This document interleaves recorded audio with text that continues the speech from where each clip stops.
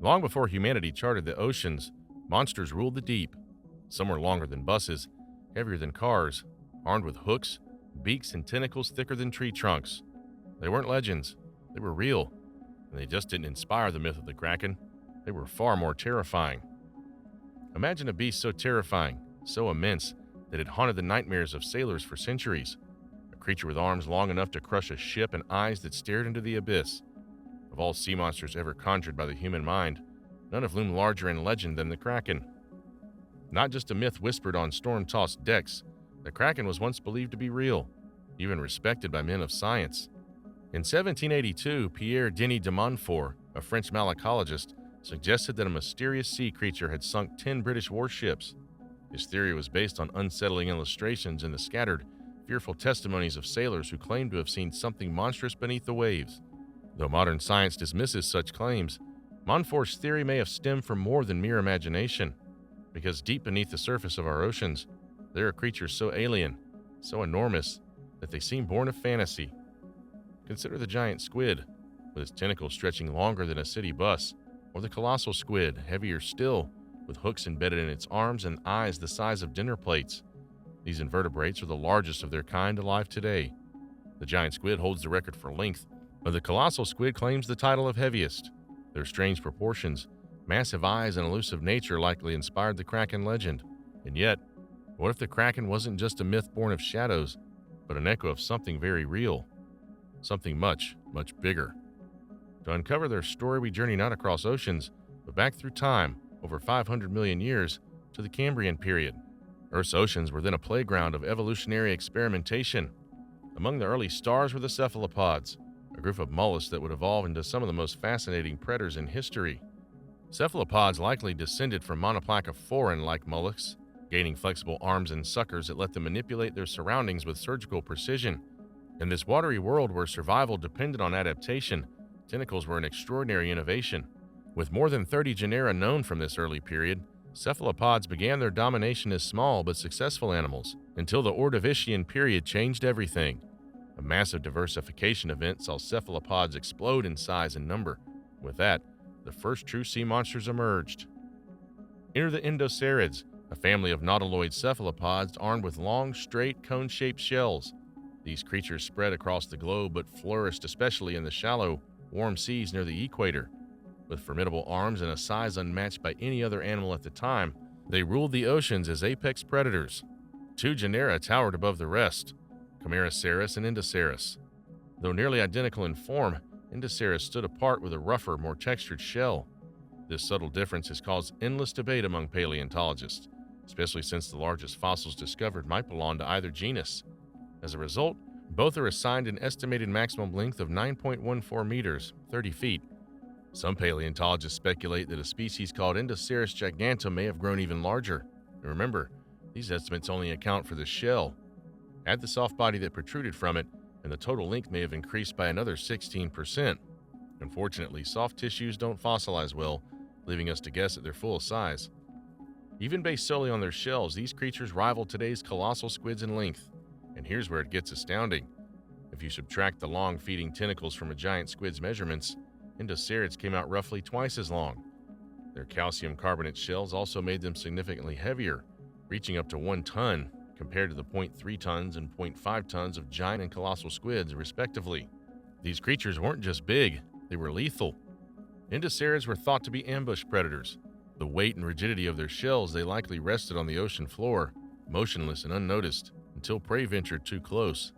Then, in a sudden burst, they'd strike with powerful arms, dragging their victim toward a fearsome beak made of chitin, similar to those found in modern cephalopods. Their menu was broad: fish, mollusks, arthropods, even other cephalopods. But perhaps their favorite prey was the trilobite. Slow, bottom-dwelling, and plentiful, the trilobite was the perfect meal.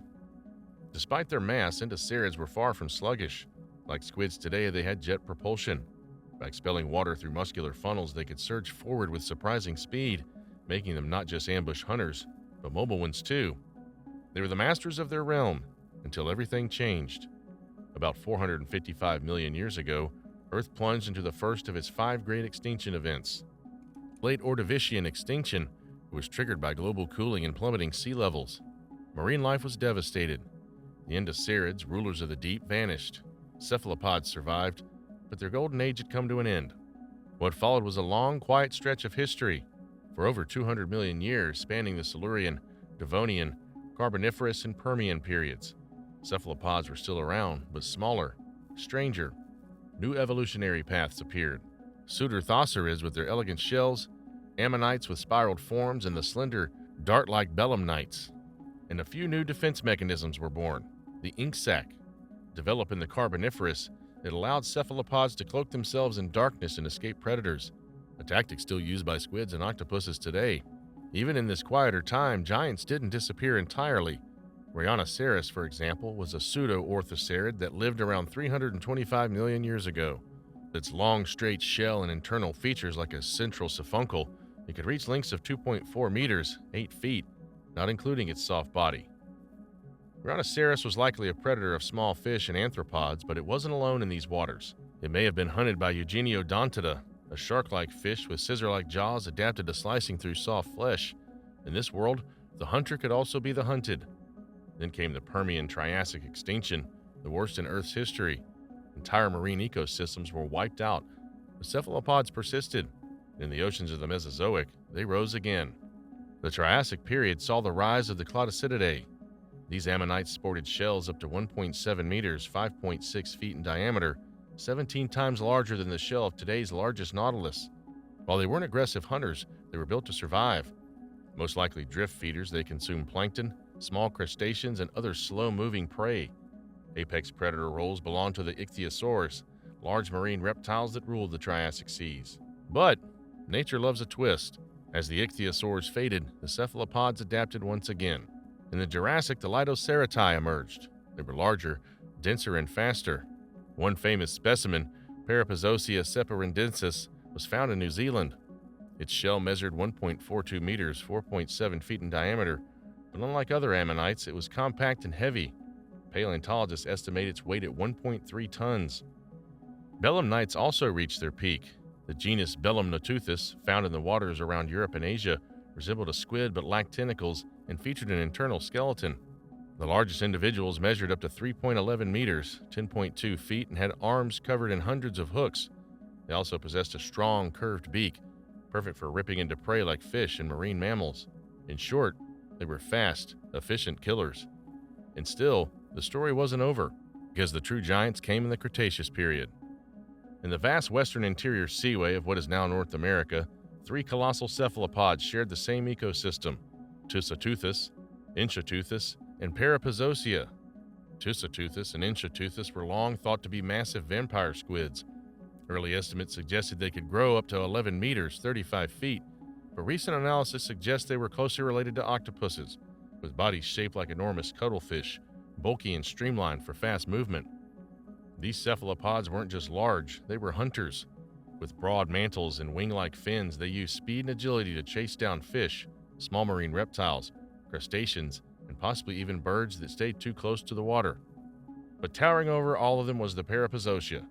This ammonite, discovered in marine layers across Europe, Africa, and North America, holds the record for the largest known cephalopod. One incomplete specimen found in Germany had a shell estimated to be 3.5 meters, 11 feet in diameter. If you uncoiled its shell and stretched its body, Parapuzosia could have reached the lengths of 18 meters, 60 feet. Its estimated weight? 1.5 tons. That makes it not only the largest cephalopod of all time, but the heaviest invertebrate ever known to science.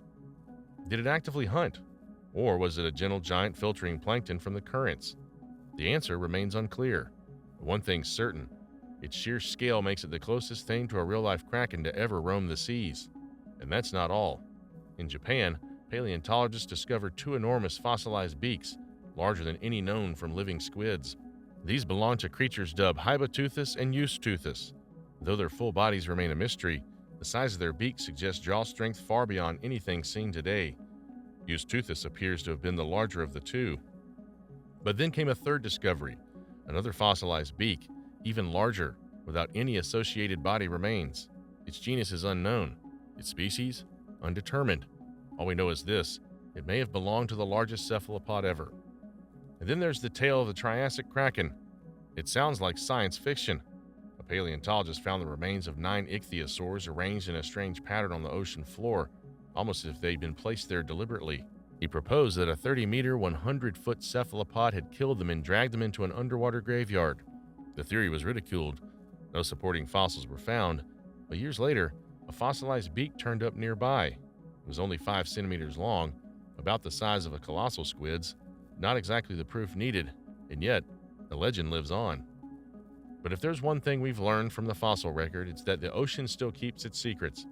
Secrets that stretch over 60 feet long, with arms lined in hooks and eyes that have stared into darkness for millions of years. Some of the beasts vanished long ago. Others may still be out there, hidden in the crushing black depths, waiting to be discovered. Because when it comes to the deep sea, myth and reality are often the same thing. Subscribe for more forgotten monsters from Earth's prehistoric oceans.